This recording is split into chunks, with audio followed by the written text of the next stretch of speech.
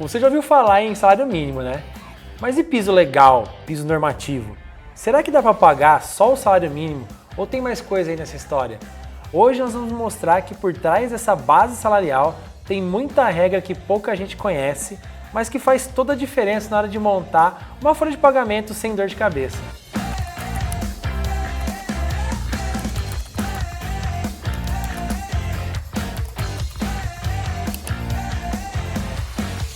Não dá pra falar de tabela sem falar de salário, né? Tá, péssima essa correlação, mas eu preciso aproveitar esse gancho para te contar que nós temos um produto novo que vai te ajudar a criar ou revisar suas tabelas salariais sem dor de cabeça, de um jeito rápido e acessível. Quer saber mais? Tem um QR Code na sua tela e um link na sua descrição. Corre lá. Maio é o mês da remuneração aqui na carreira. Por quê? Porque estamos em Orlando. Estamos não, porque eu tô aqui ainda, não consulta aqui. Mas sim, o Total Rewards, maior congresso de remuneração do mundo, está acontecendo neste ano por lá e a carreira vai cobrir todo o evento para te deixar por dentro de todas as tendências de remuneração. Quer saber de tudo? Siga a gente lá nas redes sociais, principalmente no Instagram, @carreiramiller. Bom, e bora lá começar. Maísa, muito bem-vinda à consulta aqui. Muito obrigada. Bom, vamos começar pelo começo, tá? Sim. O que é salário mínimo e por que ele é tão relevante pra gente? Bom, o salário mínimo, apesar de ser um conceito relativamente bem conhecido do público em geral, ele foi criado como um mecanismo de proteção social. Lá na década de 40, pelo Getúlio Vargas, o mesmo que nos trouxe também a gloriosa CLT, né? E depois ele foi consolidado, sendo incluído na Constituição em 1988. Então, hoje o salário mínimo consta lá na parte de direitos sociais como uma cláusula indispensável para a nossa nação. Tá? Ele é aplicável especialmente pensando em remuneração quando a empresa não tem nenhum dispositivo sindical, nenhuma convenção, nenhum acordo coletivo, ou também quando a gente não está falando de cargos que tenham um piso específico, como por exemplo engenheiros, que a gente tem lá já previsto em lei um piso para o exercício dessa função, a gente sempre vai aplicar o salário mínimo federal. Tanto empregados rurais quanto empregados urbanos têm que ter o salário que respeite esse salário mínimo federal, tá? Empregados domésticos é um bom exemplo de categoria que não tem um sindicato patronal que regule um piso específico para aquela função. Então, nesse caso, a gente sempre tem que adotar, por força de lei. É obrigatório a utilização desse mínimo federal, tá? Outras coisas também que a gente utiliza como regra, como referência, né, o salário mínimo federal, são as pensões, a aposentadoria e também os outros proventos pagos pela Previdência Social, como o auxílio-doença. Então, se a pessoa se afasta, ela faz aquela contribuição mínima para a Previdência Social, ela vai receber um valor vinculado ao salário mínimo em vigor daquele ano, daquele período, tá? Esse valor ele é reajustado anualmente pelo governo federal. Como que o governo federal faz esse reajuste, Felipe? Você imagina? Nossa, jamais! Eles utilizam a inflação do período anterior, do ano anterior, que é sempre, eles reajustam ali, eles começam a negociar no final do ano para começo do ano seguinte, então eles usam a inflação daquele período, mais a informação do crescimento do PIB. É muito importante levar em consideração que, vamos dizer que recentemente, a gente tem um novo regime fiscal, que muitas pessoas convencionaram chamar de arcabouço fiscal. Esse arcabouço fiscal ele faz com que exista um teto de gastos públicos. O governo tem um limite para o crescimento das despesas. Então, num ano, por exemplo, de inflação alta e com crescimento positivo do PIB, pode ser que esse reajuste do salário mínimo não aconteça considerando a soma desses dois indicadores que são o que o governo usualmente adota para esse reajuste, porque vai ultrapassar o limite das despesas. Então, esses três itens têm que ser observados. A inflação do período, a inflação daquele ano anterior à decisão do reajuste, o crescimento do PIB e também o limite de gastos do governo federal, o teto de gastos do governo federal. Isso tudo é ponderado e se chega à possibilidade do reajuste do salário mínimo, tá? Um ponto importante é que esse salário mínimo federal, ele serve como referência nacional, independente da região, do município, do tamanho da empresa ou do segmento. Mas ele não é suficiente em muitos casos. Na verdade, hoje em dia a gente pode dizer que na maioria dos casos, né, o valor do salário mínimo não é suficiente. Então, existem algumas maneiras que foram encontradas ao longo do tempo para se superar essa necessidade, esse gap que fica entre o valor do salário mínimo federal e a necessidade dos trabalhadores para se manter. Alguns estados, como o estado de São Paulo, todos os estados do Sul, Paraná, Santa Catarina, Rio Grande do Sul e também o Rio de Janeiro, têm um salário mínimo regional. Hoje, aqui São Paulo tem, a gente vai até falar um pouquinho disso depois, mas fica em torno de R$ 1.640, mas os salários mínimos regionais, diferente do salário mínimo nacional, eles não são obrigatoriamente reajustados ano a ano. Isso às vezes acontece de forma bianual, depende de como o Estado se regulou para poder trabalhar o reajuste desses salários regionais. Na existência de um salário regional, a empresa é obrigada a adotar esse salário regional.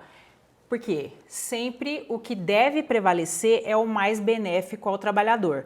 Então, eu tenho um salário mínimo regional que tem um valor superior, que ele é superior porque ele tem um valor superior ao valor do salário mínimo federal, então eu devo obrigatoriamente adotar na minha empresa esse salário mínimo regional, como é o caso aqui de São Paulo.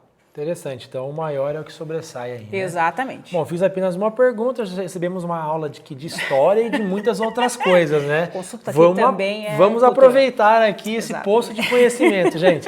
É o seguinte, quando a gente fala em piso legal, o que é isso? E isso tem variações de estado para estado? Sim, tem variação de estado para estado. O piso legal ele é definido por leis estaduais ou até mesmo leis federais, tá? Voltadas daí para alguma região específica, ou eu estou falando de alguma categoria específica, ou eu estou falando de uma função específica. Um bom exemplo que a gente pode falar é o piso nacional dos professores, o piso do magistrado, né? Que é uma lei federal voltada para uma categoria específica, para os professores. Hoje, 2025, esse piso está em torno de R$ 4.867 para 40 horas semanais. Como a gente está falando de professores, isso é muito importante, a gente falar de que volume de horas esse piso, esse salário mínimo, né, aí federal deles, está se vinculando, porque horas aulas costuma ser quebrado, dificilmente eles recebem de um só empregador esse valor cheio, enfim, né? Mas no geral é dessa forma que funciona. É uma lei federal, mas que atende uma categoria. E também existem os pisos regionais, como eu citei anteriormente na outra pergunta, como Paraná, São Paulo, Santa Catarina, Rio de Janeiro também adotam ali só naquela unidade federativa, tá? O piso legal e o salário mínimo nacional, eles devem coexistir. Como a gente disse anteriormente, sempre prevalece o mais vantajoso para o trabalhador. Então, eu tenho o salário mínimo federal de R$ 1.518, desculpe, mas o piso legal estadual para determinada função é de R$ 1.640, quanto que a empresa deve pagar? O maior. O maior, de 1.640. Excelente, então, excelente. ela é o maior. Vamos pagar mais, gente. Exatamente, vamos que vamos. A gente sempre é obrigado a seguir esse piso legal, tá? Uma confusão comum é que algumas empresas acham que basta seguir o mínimo federal, principalmente para cargos de entrada, cargos sem muita qualificação. Elas acham que, por eles não terem uma regulamentação específica, é só seguir o salário mínimo nacional e tocar o barco. Não é assim. É preciso prestar atenção tanto no piso legal quanto também no piso normativo. É quase quando a gente vai na padaria e tem dois preços no mesmo pãozinho lá, a gente tem que pagar o menor. Então, só que aqui tem que pagar o maior. Basicamente é isso, certo, Maísa? Se tiver etiqueta errada lá, você pode reclamar, exatamente. Ô, Maísa, é o seguinte, e o que é piso normativo? O piso normativo, ele sai das convenções coletivas. Explica pra gente, já que você está empolgado. Isso. Esse piso normativo que eu citei aí na minha última fala, ele é o valor mínimo estabelecido por convenção ou acordo coletivo de trabalho, tá? Ele é sempre negociado entre o sindicato da categoria e os empregadores, tá? Então, o sindicato que representa os empregadores fala com o sindicato patronal e chega num reajuste específico e piso para algumas funções, tá? Esse piso ele é mais personalizado, mais customizado, a gente pode falar, talvez, né? Ele pode variar por função. A gente tem convenções, acordos coletivos que definem, por exemplo, eletricistas, qual será o piso específico para os eletricistas? Empresa de energia, por exemplo. Elas têm um piso específico determinado para isso. Metalúrgicas tem para auxiliares de produção, para operadores, podem ter, e também por região. Por quê? O que um sindicato lá da Bahia fecha, o sindicato das empresas lá da região de Camaçari, é diferente do ABC, que é diferente de Ponta Grossa. São todas regiões muito industrializadas, que têm uma força sindical bastante forte e que fecham acordos distintos por conta de diversos fatores, para além só da presença das empresas, mas eles também levam em consideração custo de vida, qual é a configuração mais comum de cargos daquela região, tá? Esse piso normativo é muito importante a gente levar em consideração que ele tem força de lei entre as partes. O acordo coletivo, a convenção coletiva, ela se sobressai acima, por exemplo, do salário mínimo nacional, tá? Então, vale como obrigação legal enquanto estiver em vigor. Mas quanto tempo que ele fica em vigor? Varia. É aquela resposta que não é muito específica, mas varia. O normal, na média, é 1 ano. Esse tipo de convenção de acordo dura 1 ano. Mas a gente também encontra facilmente convenções, acordos coletivos com uma frequência bianual de reajuste, tá? E, às vezes algumas outras cláusulas são revistas ano a ano, mas o reajuste às vezes pode ser fechado para 2 anos, tá? A gente tem uma série de categorias que a gente pode citar que trabalham dessa forma, como, por exemplo, os comerciários, os bancários, os metalúrgicos, como eu citei, e até empresas de call center. É muito comum que existam esse tipo de piso, né, normativo que é previsto no acordo ou na convenção coletiva. As empresas que, porventura, ignorarem ou desconhecerem a sua convenção correm um sério risco jurídico. Como eu disse, tem força de lei, um acordo coletivo. Então, ignorar isso é trazer risco para dentro da sua empresa. É um ponto de atenção que a gente traz aqui. Fiquem muito próximos do jurídico de vocês, dos consultores que vocês tenham aí, porque algumas empresas têm uma série de unidades, por exemplo, em regiões diferentes. Eu trabalho, minha empresa tem projetos em Minas Gerais, em Manaus e no interior do Rio Grande do Sul. Imagina o tanto de acordo coletivo e, às vezes, uma série de categorias dentro do mesmo CNPJ. Então, eu tenho profissionais da saúde, mas eu tenho motoristas, eu tenho uma série de pisos normativos diferentes que precisam ser atendidos. Isso é um ponto de atenção muito grande. E eu tenho uma empresa. Vamos lá. Qual dos 3 eu devo seguir, né? Qual deles vale? Eu vou perguntar, mas eu acho que eu já sei a resposta. Mas qual deles vale mais? Tá, então vamos ver. Qual que você acha que é? O maior, o que paga mais, com certeza.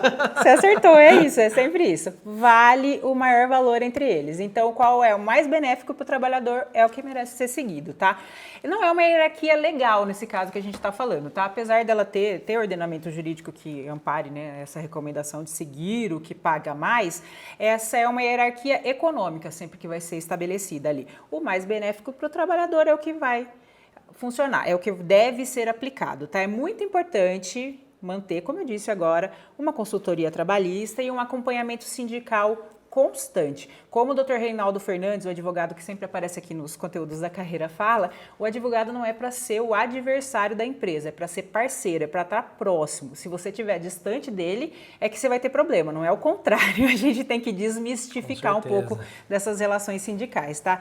Outro problema comum também é um RH desatualizado, né? Então, se ele não souber a pergunta para essa resposta que eu te fiz, a resposta para essa pergunta, eu até misturei.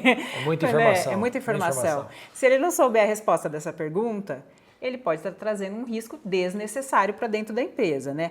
E também, por último, eu acho que é muito importante, como a gente falou bastante de sindicato aqui, podem existir mudanças de enquadramento sindical. Principalmente quando a gente está falando, eu posso começar agora até empresas, novos projetos, novas linhas de produto, novas áreas que pode ser que agora eu tenha novos sindicatos que eu precise entender quais são os pisos normativos, o que eu estou envolvido. Então, o RH tem que estar sempre atualizado, sempre antenado no que está acontecendo. É muito estratégico utilizar esse piso aí como base para sua tabela salarial, para sua estratégia, mas é sempre, claro, muito atrativo que você utilize outros componentes de remuneração, como benefícios, como o ICP e outras estratégias também, deixando assim a folha mais enxuta, mas o pacote de remuneração total mais atrativo. Maísa, super obrigado por essa aula histórico-financeira, histórico-salarial aqui.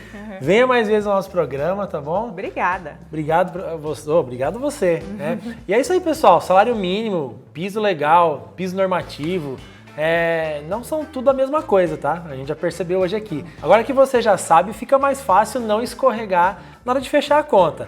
Quer ter essas e outras informações de salários das empresas que concorrem com você?